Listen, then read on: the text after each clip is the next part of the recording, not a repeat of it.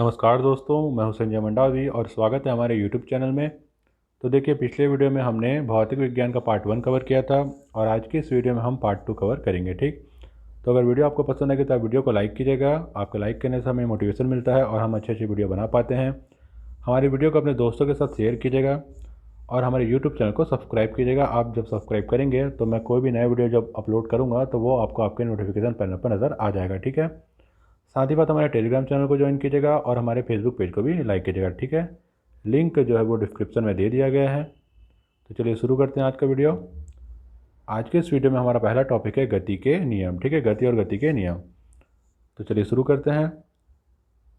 यदि किसी वस्तु की स्थिति में समय के साथ परिवर्तन हो रहा है तो वस्तु गति अवस्था में कहलाती है। ठीक, तो ये पॉइंट क्या कहना चाह रहा है कि यदि किसी वस्तु की स्थिति है वो समय के साथ परिवर्तित हो रहा है।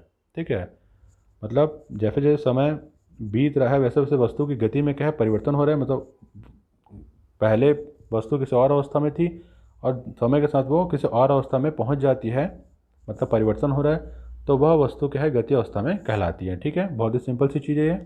अगला पॉइंट यहाँ पर, यदि एक समान वेग से चल रही रेलगाड़ी में व्यक्ति प्लेटफॉर्म पर गेंद गिराता है तो गेंद का पथ परवलयाकार होगा। ठीक है, देखिए जब एक समान वेग से चल रही कोई रेलगाड़ी है, ठीक है, आप रेलगाड़ी में बैठे हैं और वह एक समान वेग से चल रही है। ठीक है, और जब आप प्लेटफॉर्म पर है ना, चलती रेलगाड़ी से जब प्लेटफॉर्म पर आप गेंद गिराते हैं तो गेंद किस तरीके से गिरेगा, परवलयाकार तरीके से गिरेगा। ठीक है, तो देखिए यहाँ पर अगला पॉइंट क्या कहना चाह रहा है कि यदि कोई वस्तु समान समयांतरालों में असमान दूरी तय करती है तो गति असमान कहलाती है। ठीक, अब यहाँ पर देखिए, मान के चलिए समान समयांतराल है और दूरी क्या है, वो असमान है, तो क्या कहलाएगी, असमान गति।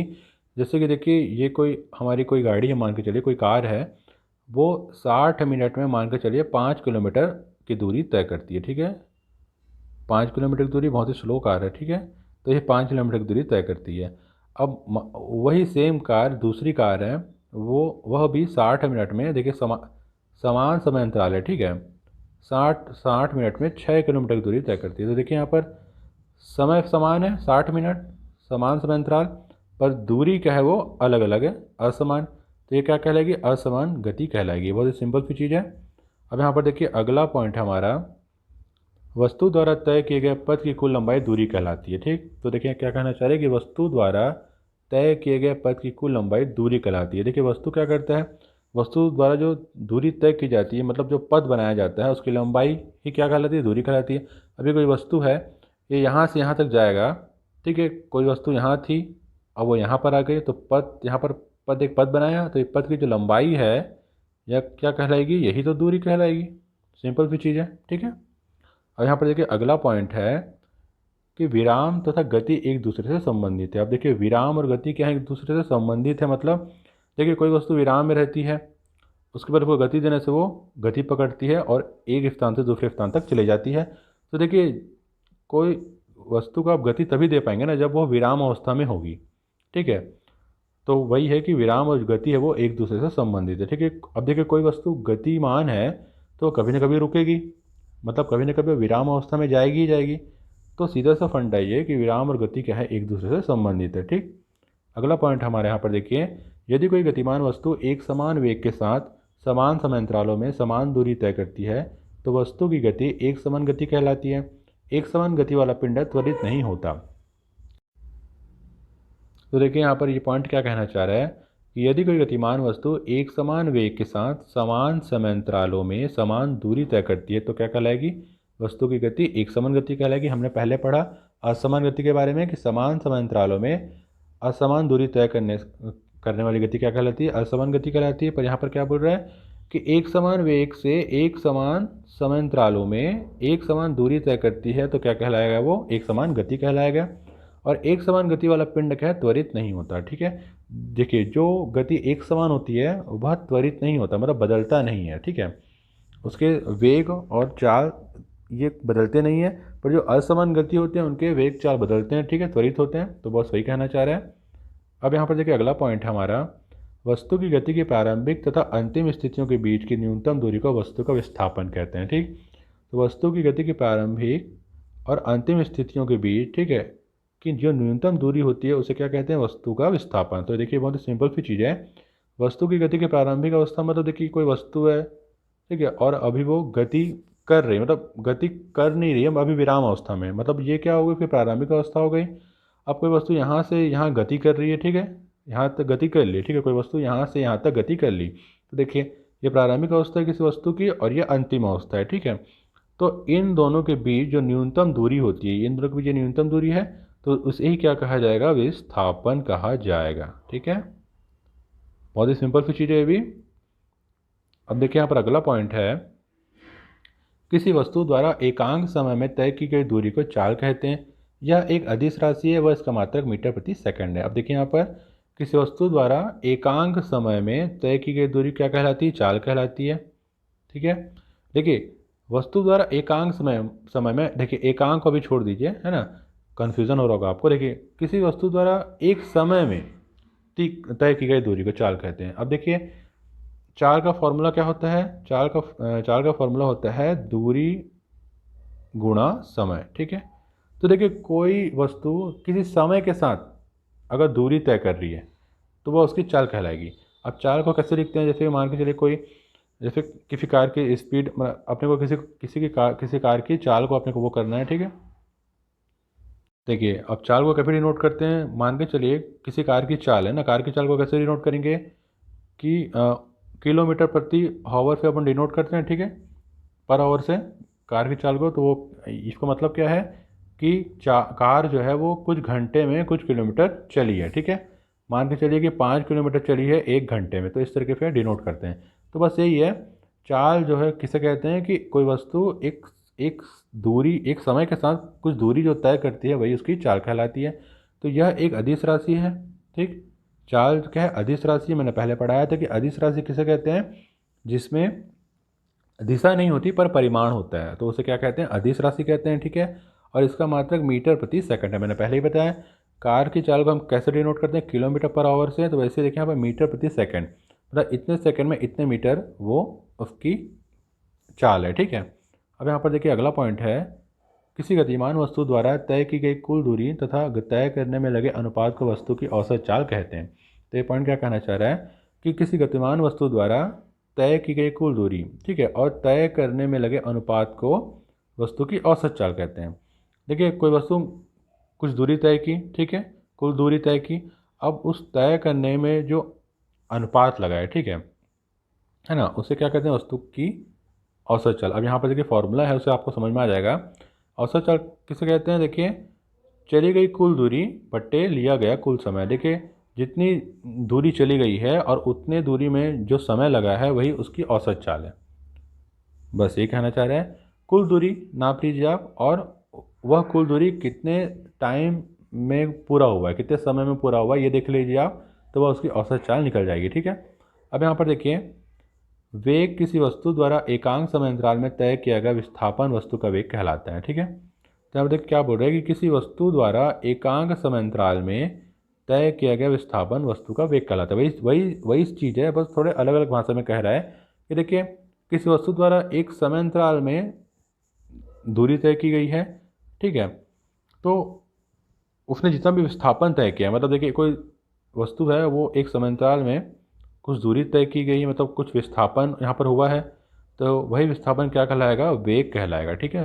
अब यहाँ पर देखिए वेग का फॉर्मूला दिया है, वेग बराबर विस्थापन बट्टा समय, मतलब जितना विस्थापन हुआ है कि इतने समय में इतना विस्थापन हुआ है, ठीक है। मान के चलिए कि 1 घंटे में 5 किलोमीटर विस्थापन हुआ है, तो वही क्या है, वेग कहलाएगा। आप मान के लिए 2 है, ये 5 है, तो आप कर दीजिए यहाँ पर भाग, क्या होगा, 2 दूना 4, ठीक है, और 2 बन 10, 2.5। तो 2.5 क्या है, वेग है, ठीक है, किसी वस्तु का, मतलब उतने समय में उतना विस्थापन हुआ है, तो उसे वेग कहते हैं, ठीक। अब यहाँ पर देखिए अगला पॉइंट है, किसी वस्तु द्वारा तय किए गए कुल विस्थापन तथा वस्तु द्वारा लिए गए कुल समय के अनुपात को वस्तु का औसत वेग कहते हैं, ठीक। तो ये पॉइंट क्या कहना चाह रहा है कि किसी वस्तु द्वारा तय किए गए कुल विस्थापन, ठीक है, यहाँ पर देखिए विस्थापन की बात कर रहे हैं, तय किए गए कुल विस्थापन तथा वस्तु द्वारा लिए गए कुल समय के अनुपात को वस्तु का औसत वेग कहते हैं, ठीक है। तो सिंपल सी चीज़ है, किसी वस्तु द्वारा तय किए गए कुल विस्थापन और वस्तु द्वारा लिया गया समय, इनके अनुपात को क्या कहेंगे, औसत वेग। देखिए अनुपात, अनुपात मतलब समझिए आप बट्टा लगा दीजिए, ठीक है। अनुपात का मतलब यही होता है। यहाँ पर देखिए फॉर्मूले से स्पष्ट है, देखिए यहाँ पर कि वस्तु द्वारा लिया गया कुल विस्थापन, ठीक है, किया गया कुल विस्थापन और इतने समय में वो किया है, तो इनके अनुपात को क्या कहा जा रहा है, औसत वेग, ठीक है। अब यहाँ पर देखिए अगला पॉइंट हमारा, त्वरण किसी गतिशील वस्तु के वेग परिवर्तन की दर को उस वस्तु का त्वरण कहते हैं, ठीक है। यहाँ पर देखिए हेडिंग है, ठीक है, ध्यान रखिएगा। किसी गतिशील वस्तु के वेग परिवर्तन की दर को क्या कहते हैं, वस्तु का त्वरण कहते हैं। अब देखिए कोई वस्तु गतिशील है, ठीक है, अब अचानक से देखिए किसी एक वेग के साथ कोई वस्तु गति कर रही है, अब अचानक से उसके वेग में परिवर्तन हो गया, ठीक है, तो उस परिवर्तन की दर को क्या कहेंगे, त्वरण कहेंगे, उस वस्तु का त्वरण। बस यही सिंपल सी चीज़ है। अब और आप जानते हैं कि त्वरण को किससे डिनोट करते हैं, तो ए से डिनोट करते हैं, ध्यान पर रखिएगा। अगला यहाँ पर देखिए किसी गतिशील वस्तु के वेग में कुल परिवर्तन तथा उसमें लगे कुल समय का अनुपात वस्तु का औसत त्वरण कहलाता है। क्या कहना चाह रही है कि किसी गतिशील वस्तु के वेग में कुल परिवर्तन, ठीक है, और उसमें लगे कुल समय का अनुपात क्या कहलाएगा, वस्तु का औसत त्वरण कहलाएगा। देखिए कोई वस्तु गतिशील है, गति कर रही है, ठीक है, तो उस वह जब गतिशील अवस्था में है तो जितना भी परिवर्तन हुआ है, ठीक, तो कुल परिवर्तन और उस परिवर्तन में जो समय लगा है, ठीक है, जो टाइम लगा है, उनके अनुपात को ही क्या कहेंगे, औसत त्वरण, ठीक है। तो आप फॉर्मूला याद रखेंगे तो आपको आराम से डेफिनेशन देने आ जाएगा। देखिए यहाँ पर वही कहना चाह रहे हैं कि देखिए वेग में कुल परिवर्तन, किस वस्तु के वेग में कुल परिवर्तन में जितना समय लगा है, ठीक है, उसके अनुपात को क्या कहेंगे, औसत त्वरण। बस। अब यहाँ पर देखिए अगला हमारा टॉपिक है गति के समीकरण। तो देखिए जब कोई वस्तु सीधी रेखा में एक समान त्वरण से चलती है तब उसके वेग, त्वरण तथा तय की गई दूरी में संबंध निम्न प्रकार से है। क्या क्या संबंध है, जरा देखते हैं हम।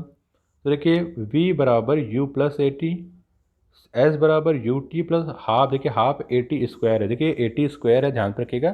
यहाँ पर देखिए हाफ ए टी और ये स्क्वायर है, ठीक है, ये 2 लिखा है, ये स्क्वायर है, ठीक है, ध्यान रखिएगा। वैसे ही देखिए यहाँ पर ये देखिए ये तीसरा जो पॉइंट है, देखिए जो v2 लिखा है वो v स्क्वायर है, उसके बाद u2 लिखा है वो u स्क्वायर है और प्लस 2as है, ठीक है, ध्यान पे रखिएगा। ये जो बगल में जो 2 लिखा हुआ है ये स्क्वायर है, ठीक है, आप कंफ्यूज मत होइएगा, ठीक। तो यहाँ पर देखिए क्या कह रहा है कि जब कोई वस्तु सीधी रेखा में एक समान त्वरण से चल रही है, ठीक है, तब उसके वेग, त्वरण और तय की गई दूरी से संबंध निम्न प्रकार से है। देखिए ये त्वरण, वेग, त्वरण और दूरी में संबंध बता रहा है, ठीक, तीनों पॉइंट। तो हम इसको थोड़ा सा देखते हैं क्या है ये। देखिए यहाँ पर जो u है, ठीक है, इस तीनों फॉर्मूले में जो u है वो है प्रारंभिक वेग, देखिए ये प्रारंभिक वेग है, ठीक है, u। उसके बाद देखिए v है, यहाँ पर देखिए जो v, ये है अंतिम वेग, ये जो v है ये अंतिम वेग है, u जो है वो प्रारंभिक वेग है, ठीक है, ध्यान रखिएगा। अब यहाँ पर देखिए a जो है वो त्वरण है, मैंने पहले ही बताया कि a को किससे डिनोट करते हैं, त्वरण से डिनोट करते हैं, त्वरण। तो देखिए ये a है वो त्वरण है और t समय है, आप सभी जानते हैं, और s है वो तय की गई दूरी है, देखिए s जो है वो तय की गई दूरी है और t है वो समय, ध्यान रखिएगा, ठीक। तो यहाँ पर देखिए फॉर्मूला सब स्पष्ट है, देखिए v मतलब अंतिम वेग इज इक्वल टू यहाँ पर u प्रारंभिक वेग प्लस a त्वरण इंटू समय, ठीक है। यहाँ पर आपको ये पता होना चाहिए v क्या है, u क्या है, a क्या है और t क्या है। t तो आप सभी जानते हैं, s तय की गई दूरी, t टाइम, a त्वरण, u अंतिम प्रारंभिक वेग और v अंतिम वेग, ठीक।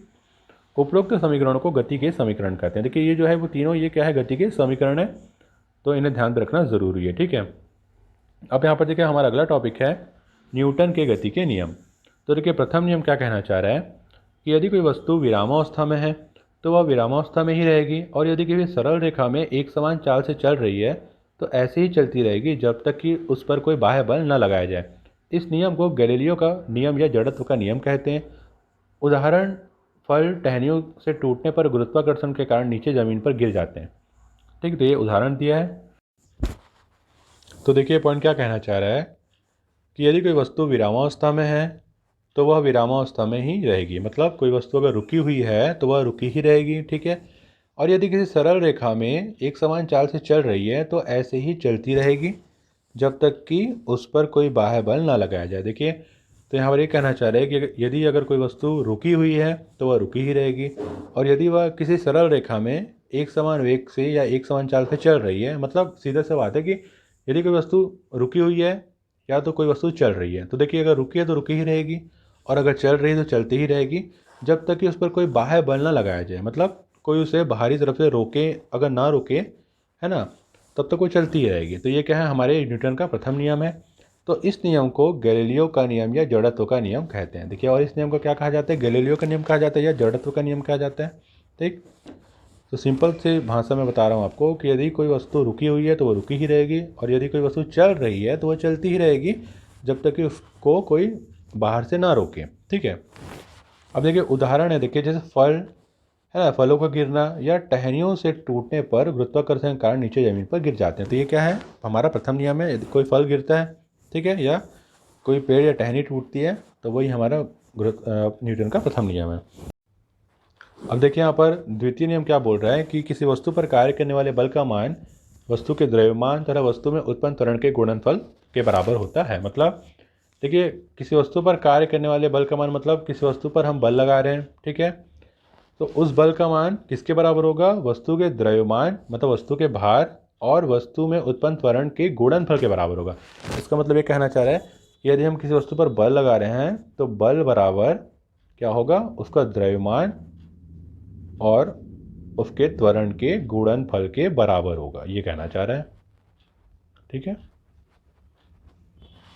ठीक है, तो बल बराबर क्या होगा, द्रव्यमान गुणा त्वरण। मतलब किसी वस्तु पर हम बल लगा रहे हैं तो उस बल का मान उसके द्रव्यमान मतलब उसके भार और उसके त्वरण के गुणनफल के बराबर होगा, बस ये कहना चाह रहा है।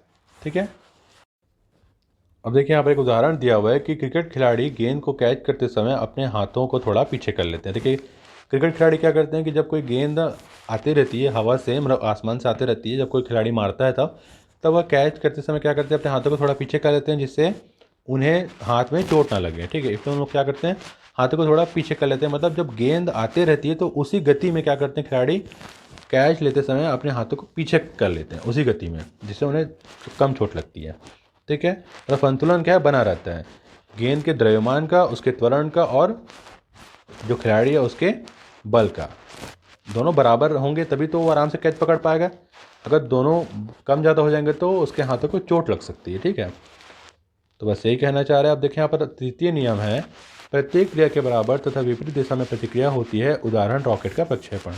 तो तृतीय नियम क्या कहना चाह रहे हैं कि प्रत्येक क्रिया के बराबर क्या होती है, विपरीत दिशा में प्रतिक्रिया होती है। कोई भी क्रिया होती है तो उसके बराबर और विपरीत दिशा में क्या होती है, प्रतिक्रिया होती है। ये तृतीय नियम है न्यूटन का। फिर रॉकेट का प्रक्षेपण, देखिए जब रॉकेट हवा में ऊपर उठता है, रॉकेट मान के चलिए रॉकेट है, ठीक है, ऐसे ही बना दे रहा हूँ मैं, मान के चलिए रॉकेट है, ठीक है, और ये इस तरीके से हवा में उड़ रहा है, ठीक है, मतलब हवा ऊपर जा रहा है, तो देखिए वो नीचे ईंधन छोड़ता है। ठीक है, ईंधन में जो लगे रहते हैं, ईंधन जब जलता है रॉकेट का तो देखिए वो उसे ऊपर की ओर धकेलता है। ठीक है, तो देखिए यहाँ पर हो रहा है प्रत्येक क्रिया के बाद विपरीत प्रक्रिया, मतलब जो ईंधन है वो नीचे की तरफ बल लगा रहा है और जो रॉकेट है वो ऊपर की तरफ जा रही है, क्रिया के विपरीत प्रक्रिया हो रही है, तो रॉकेट क्या है, इसी सिद्धांत पर कार्य करता है। ठीक है, तो यह न्यूटन का तृतीय नियम है। ठीक, अब यहाँ पर देखिए अगला हमारा टॉपिक है बल। तो बल वह बाह्य कारक है जो किसी पिंड की अवस्था में परिवर्तन करता है या परिवर्तन करने का प्रयत्न करता है। तो क्या कहना चाह रहा है कि बल वह बाह्य कारक है जो क्या करता है, किसी पिंड की अवस्था में परिवर्तन करता है, ठीक है, या परिवर्तन करने का प्रयत्न करता है। अब सीधी सी बात है, हम किसी वस्तु पर बल लगाएंगे तो उसकी गति में तो परिवर्तन होगा ही होगा, ठीक है, और उसकी अवस्था में भी परिवर्तन हो सकता है या परिवर्तन होने का प्रयत्न करता है। ठीक, तो देखिए बल का फॉर्मूला क्या है, बल बराबर हम एफ से डिनोट करते हैं, ठीक है, द्रव्यमान गुणा त्वरण। ठीक है, तो द्रव्यमान को एम से डिनोट करते हैं और त्वरण को ए से डिनोट करते हैं। मैंने पहले ही पढ़ाया कि बल का मान क्या होता है, उस वस्तु के द्रव्यमान और उस वस्तु के त्वरण के मान के बराबर होता है। तो देखिए जब खिलाड़ी जिसने क्या किया था, कैच पकड़ा था, तो देखिए ये बॉल है, ये बॉल का मामला है। देखिए ये बॉल है, ये बॉल में द्रव्यमान भी है और त्वरण भी है। ठीक है, बॉल में क्या है, द्रव्यमान भी है और त्वरण भी है, और ये आ रही है खिलाड़ी की तरफ। तो खिलाड़ी क्या करेगा, इस द्रव्यमान और त्वरण के सापेक्ष क्या करेगा, जिस दिशा में वो आ रही है उसी दिशा में बल लगाएगा, तो वो कैच आराम से पकड़ लेगा। तब ये दोनों मतलब दोनों के मान जो है वो बराबर होने चाहिए। अगर दोनों में से किसी एक का मान भी कम या ज़्यादा होगा तो खिलाड़ी को चोट लग सकती है। ठीक है, अगर दोनों का मान बराबर होगा तो वो आराम से कैच पकड़ लेगा। मैं ये कहना चाह रहा था, ठीक है। अब यहाँ पर देखिए अगला पॉइंट है अभिकेंद्र बल। जब कोई वस्तु किसी वृत्ताकार मार्ग पर चलती है तो उस पर एक बल वृत्त के केंद्र की ओर कार्य करता है, इसे अभिकेंद्र बल कहते हैं। तो देखिए यहाँ पर क्या कहना चाह रहा है कि जब कोई वस्तु किसी वृत्ताकार मार्ग पर चलती है तो उस पर एक बल वृत्त के केंद्र की ओर कार्य करता है। देखिए जब कोई वस्तु वृत्ताकार मार्ग पर चल रही है तो एक बल क्या होगा, वृत्त के केंद्र की ओर कार्य करेगा, जिसे क्या कहेंगे, अभिकेंद्र बल। मान के चलिए हम आपने डिवाइडर से वो बनाया होगा, वृत्त बनाया होगा आपने स्कूल टाइम में। देखिए इस तरीके से ये वृत्त है, तो हमने डिवाइडर से बनाया ना वृत्त, ये डिवाइडर को रखा यहाँ पर पेंसिल रखा और यहाँ से इस तरीके से हमने ये इस तरीके से रहता था डिवाइडर, और इस तरीके से हम घुमाते थे और इस तरीके से वृत्त बनता था। तो देखिए केंद्र पर रखा हमने पहले और उसके बाद फिर पेंसिल को यहाँ पर रखा और इस तरीके से हमने घुमाया तो वृत्त बना। तो देखिए केंद्र पर कार्य कर रही नहीं, बल हमने यहाँ पर रखा ना डिवाइडर को, और यहाँ से हमने पेंसिल को घुमाया, तो यहाँ पर बल कार्य कर रही नहीं है। तो ये क्या है, अभिकेंद्र बल है। बस सिंपल से वर्डों में, ठीक है, समझने के लिए। तो यहाँ पर देखिए अगला पॉइंट है हमारा, कपड़े सुखाने की मशीन, दूध से मक्खन निकालने की मशीन अपकेंद्रीय बल के सिद्धांत पर कार्य करती है। अब देखिए कपड़े सुखाने की जो मशीन होती है और दूध से मक्खन निकालने की जो मशीन होती है वो कैसे कर काम करती है, अपकेंद्रीय बल के सिद्धांत पर कार्य करती है। तो देखिए अभिकेंद्रीय बल का मतलब ये होता है कि जो बल है वो केंद्र पर लग रहा है। बल क्या है, केंद्र पर लग रहा है, ठीक है। केंद्र पर क्या लग रहा है, बल लग रहा है। पर अपकेंद्र बल का मतलब होता है कि जो बल है वो केंद्र से दूर लग रहा है। अपकेंद्र बल पर क्या होता है, जो बल है वो केंद्र से दूर लगता है, केंद्र पर नहीं लगता। केंद्र पर जो बल लगेगा तब वो अभिकेंद्र बल होगा, और अपकेंद्र बल होता है केंद्र से दूर लगता है बल, ठीक है। तो देखिए कपड़े सुखाने की मशीन उसी सिद्धांत पर कार्य करती है, और दूध से जब मक्खन निकाला जाता है तब अपकेंद्र बल लगता है, ठीक। अब यहाँ पर देखिए अगला है हमारा पॉइंट, संवेग किसी गतिमान वस्तु के द्रव्यमान तथा वेग के गुणनफल को उस वस्तु का संवेग कहते हैं। इसका मात्रक किलोग्राम मीटर प्रति सेकंड होता है, ठीक। तो ये पॉइंट क्या कहना चाह रहा है कि किसी गतिमान वस्तु के द्रव्यमान, ठीक है, और वेग के गुणनफल को उस वस्तु का संवेग कहते हैं। मतलब किसी वस्तु का, गतिमान वस्तु का द्रव्यमान है और उसका वेग है, इन दोनों का गुणा कर दिए तो उसका गुणनफल क्या कहलाएगा, संवेग कहलाएगा। इसका मतलब ये है कि संवेग बराबर किसी वस्तु का द्रव्यमान गुणा वेग, उस वस्तु का वेग, उस वस्तु का द्रव्यमान गुणा उस वस्तु का वेग क्या कहलाएगा, संवेग कहलाएगा। अब यहाँ पर देखिए अगला है आवेग। यदि कोई बल किसी वस्तु पर कम समय तक कार्यरत रहे तो बल तथा समयांतराल के गुणनफल को उस वस्तु का आवेग कहते हैं, या किसी वस्तु के संवेग में उत्पन्न परिवर्तन को आवेग कहा जाता है। इसका मात्रक न्यूटन सेकंड होता है, ठीक है। तो देखिए पॉइंट क्या कहना चाह रहा है कि यदि कोई बल किसी वस्तु पर कम समय तक कार्यरत रहे, ठीक, तो बल तथा समयांतराल के गुणनफल को उस वस्तु का आवेग कहते हैं। देखिए कोई बल है वो वस्तु पर कम समय तक कार्यरत है, मतलब कम समय तक लगा हुआ है कोई बल वस्तु पर, तो बल और समांतराल का गुणनफल क्या होगा, उस वस्तु का आवेग कहलाएगा, ठीक है। तो इसे कैसे लिख सकते हैं कि वस्तु का आवेग बराबर वस्तु पर कम समय तक लगने वाला बल गुणा, है ना, समांतराल, ठीक है, ये कह सकते हैं। या किसी वस्तु के संवेग में उत्पन्न परिवर्तन को आवेग कहा जाता है। या क्या कहा जाता है, किसी वस्तु के संवेग में उत्पन्न परिवर्तन को, मतलब वस्तु के संवेग में जो परिवर्तन हुआ है उसे ही क्या कहा जाएगा, आवेग कहा जाएगा। अब यहाँ देखिए सिंपल से वर्ड में मैं बता रहा हूँ आपको कि संवेग में जो उत्पन्न परिवर्तन है, संवेग में उत्पन्न जो परिवर्तन है उसे ही वस्तु का आवेग कहते हैं। ये आप समझ सकते हैं, ठीक है। अब इसका मात्रक क्या है, न्यूटन सेकंड, ध्यान रखिएगा, ठीक है। आवेग का मात्रक क्या है, न्यूटन सेकंड, ठीक। अब देखिए यहाँ पर अगला है, आवश्यक अभिकेंद्र बल प्रदान करने के लिए घुमावदार रेलवे ट्रैक व घुमावदार सड़कें एक तरफ को झुकी हुई या उठी हुई होती है। तो देखिए क्या कहना चाह रहे हैं कि आवश्यक अभिकेंद्र बल प्रदान करने के लिए, ठीक है, अभिकेंद्र बल प्रदान करने के लिए घुमावदार रेलवे ट्रैक या घुमावदार सड़कें एक तरफ या तो झुकी हुई होती है या तो उठी हुई होती है।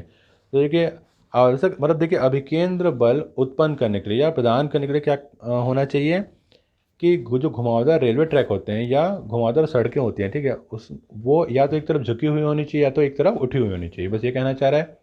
अब अगला पॉइंट यहाँ पर देख लेते हैं हम कि अभिकेंद्र बल प्राप्त करने के लिए साइकिल सवार मोड़ पर अंदर की ओर झुक जाए। अब देखिए मैं एग्जांपल के थ्रू बताता हूँ आपको कि देखिए मान के चलिए ये रोड है, ठीक है, ये रोड है, घुमावदार रोड है। अब यहाँ से कोई साइकिल सवार जा रहा है तो देखिए मोड़ पर उसको झुकना पड़ेगा। तो झुकेगा किस तरफ, इधर झुकेगा, ना कि इधर झुकेगा, इधर तो नहीं झुकेगा ना, झुकेगा इधर झुकेगा। तो देखिए मान के चलिए अब इमेजिन कर लीजिए ये वृत्त है एक, मान के चलिए वृत्त है और विरुद्ध का ये केंद्र है। तो देखिए वही कहना चाह रहा है कि ये केंद्र की ओर झुक रहा है, मतलब केंद्र की ओर क्या लग रहा है, बल लग रहा है, तभी तो वो मुड़ पाएगा ना, क्योंकि वो इधर मुड़ेगा तो कहाँ से मुड़ पाएगा, वो इधर ही, उसको झुकना इधर ही पड़ेगा साइकिल सवार को। तो देखिए वो केंद्र की ओर झुक रहा है, बस वही कहना चाह रहा है। तो अभिकेंद्र बल यही है कि वो केंद्र की ओर झुक रहा है। पर अगर वो इधर झुकता मान के चलिए तो वो अपकेंद्र बल हो जाता, ठीक है। केंद्र से दूर झुक रहा है, अब ये केंद्र के पास तरफ झुक रहा है तो अभिकेंद्र बल हुआ। तो बस वही कहना चाह रहा है, अभिकेंद्र बल प्राप्त करने के लिए साइकिल सवार को मोड़ पर अंदर की ओर झुक जाता है, मतलब जो हमारा घुमावदार मोड़ है वो एक प्रकार से वृत्त बन गया और जो झुकाव हो रहा है वो केंद्र की तरफ हो रहा है, ठीक। तो अभिकेंद्र बल प्राप्त हो गया, ठीक। अब यहाँ पर देखिए अगला पॉइंट हमारा, अपकेंद्रीय बल एक छद्म या आभासी बल है जिसकी दिशा अभिकेंद्रीय बल की विपरीत दिशा में होती है। अब देखिए सेम वही चीज़ है कि अपकेंद्रीय बल क्या है, एक आभासी बल है, ठीक है, जो अभिकेंद्रीय बल के विपरीत दिशा में होती है। अब देखिए ये मोड़ है ना, साइकिल सवार इधर जा रहा है और यहाँ मोड़ पर वह केंद्र की तरफ झुक गया, तो इधर जो बल लग रहा है, ठीक है, इधर जो बल लग रहा है वो अपकेंद्रीय बल हुआ, और इधर जो बल लग रहा है वो तो अभिकेंद्रीय बल आप सभी जानते हैं, और इधर जो लग रहा है वो अपकेंद्रीय बल है। बस सिंपल सी चीज़ है। अब हमारा अगला टॉपिक है घर्षण, ठीक है। तो देखिए घर्षण बल वह विरोधी बल है जो दो सतहों के बीच होने वाली आपेक्षिक गति का विरोध करते हैं। तो देखिए घर्षण क्या है, घर्षण वह विरोधी बल है जो दो सतहों के बीच होने वाले आपेक्षिक गति का विरोध करते हैं। देखिए घर्षण क्या है, ये सतह है और यहाँ पर मान के कोई बॉल है, ठीक है, जो लुढ़क रही है आराम से यहाँ पर, तो यहाँ पर घर्षण हो रहा है नीचे, तो ये क्या कर रही है, आपेक्षिक गति का विरोध कर रही है, मतलब ये बॉल है इधर लुढ़क रहा है, ठीक है, और घर्षण वो इधर घर्षण बल उत्पन्न करते हुए आगे की तरफ जा रहा है ना। तो देखिए विरोध बल लगा, एक बल इधर लगा, एक बल इधर लगा, ठीक है, तो क्या कहलाएगा, घर्षण कहलाएगा। अब देखिए अगला पॉइंट क्या कहना चाह रहा है कि घर्षण बल के कारण ही हम पृथ्वी की सतह पर चलते हैं तथा गाड़ियों का ब्रेक घर्षण बल के कारण ही कार्य करते हैं। तो देखिए सिंपल सी चीज़ है कि घर्षण बल के कारण क्या करते हैं, हम पृथ्वी की सतह पर चल पाते हैं, क्योंकि घर्षण नहीं होगा तो हम चल नहीं पाएंगे, हम फिसल जाएंगे, ठीक है। और गाड़ियों के जो ब्रेक होते हैं वो भी घर्षण बल के कारण ही कार्य करते हैं, ठीक है, सिंपल सी चीज़ आप सभी जानते हैं। अगला पॉइंट हमारा यहाँ देखिए, घर्षण बल स्वतः समायोजन सेल्फ एडजस्टिंग बल है। तो घर्षण बल क्या है, स्वतः समायोजन या सेल्फ एडजस्टिंग बल है, ठीक है। अब देखिए अगला पॉइंट हमारे यहाँ पर, सतह चिकनी होने पर घर्षण बल का मान कम तथा सतह खुरदुरी होने पर घर्षण बल का मान अधिक होता है। तो यहाँ क्या कहना चाह रहे हैं, देखिए जब सतह चिकनी होती है तो घर्षण बल का मान कम लगता है। देखिए अगर सतह चिकनी होगी, मान लीजिए टाइल्स है, तो टाइल्स से हम आप चल रहे हैं तो वहाँ पर घर्षण बल का मान कम होगा, क्योंकि घर्षण कम होगा। और सतह अगर खुरदुरी हो तो घर्षण बल का मान अधिक होता है, मतलब घर्षण ज़्यादा लगता है, क्योंकि सतह क्या खुरदुरी है तो मान अधिक होगा, ठीक। अब यहाँ पर देखिए अगला पॉइंट हमारा, घर्षण बल एक संपर्क बल है जो सदैव इसके संपर्क में आई सतहों के बीच गति की विपरीत दिशा में लगता है। वही चीज़ बुक कह रहा है कि, तो देखिए पॉइंट क्या कहना चाह रहा है कि घर्षण बल एक संपर्क बल है, ठीक है, जो सदैव इसके संपर्क में आई सतहों के बीच, मतलब कोई भी चीज़ घर्षण बल के संपर्क में आती है तो उन सतहों के बीच वो क्या करता है, विपरीत दिशा में गति करता है, ठीक है, तब घर्षण होता है, ठीक। अब यहाँ पर देखिए अगला है हमारा आखिरी पॉइंट है कि घर्षण बल संपर्क में स्थित सतहों की प्रकृति पर निर्भर करता है तथा सतहों के क्षेत्रफल पर निर्भर नहीं करता। तो देखिए घर्षण क्या करता है, घर्षण बल जो है वो संपर्क में स्थित सतहों की प्रकृति पर निर्भर करता है। सतह किस टाइप की है, सतह चिकनी है या खुरदरी है, उस पर डिपेंड करता है घर्षण बल, ना कि उनके क्षेत्रफल पर डिपेंड करता है, ठीक है। तो यहाँ पर देखिए क्षेत्रफल पर डिपेंड नहीं करता, वह सिर्फ सतहों की प्रकृति पर निर्भर करता है, ठीक। तो इस तरीके से हमारा आज का यह वीडियो कंप्लीट होता है, ठीक है, भौतिक विज्ञान पार्ट 2। आगे के वीडियो में हम अगला पार्ट पढ़ेंगे। तो अगर आपको वीडियो पसंद आई होगी तो आप वीडियो को लाइक कीजिएगा, आपके लाइक करने से हमें सपोर्ट मिलता है, मोटिवेशन मिलता है, और तभी हम अच्छे अच्छे वीडियो बना पाते हैं। शेयर कीजिएगा अपने दोस्तों को, ठीक है, और हमारे चैनल को सब्सक्राइब कीजिएगा, जिससे मैं कोई भी नई वीडियो अपलोड करूँ तो आपको नोटिफिकेशन पैनल पर नज़र आ जाए। और हमारे टेलीग्राम चैनल को ज्वाइन कीजिएगा और हमारे फेसबुक पेज को भी लाइक कीजिएगा, ठीक है। लिंक जो है वो डिस्क्रिप्शन में दे दिया गया है, ठीक है। और सबसे इंपॉर्टेंट बात कि आप वीडियो को कम से कम 2 बार देखिए, जिससे आपको चीज़ें अच्छे तरीके से समझ में आएंगी और आप चीज़ों को ध्यान पे रख पाएंगे, ठीक है। तो फिर मिलते हैं अगली वीडियो में, तब तक के लिए धन्यवाद, नमस्कार।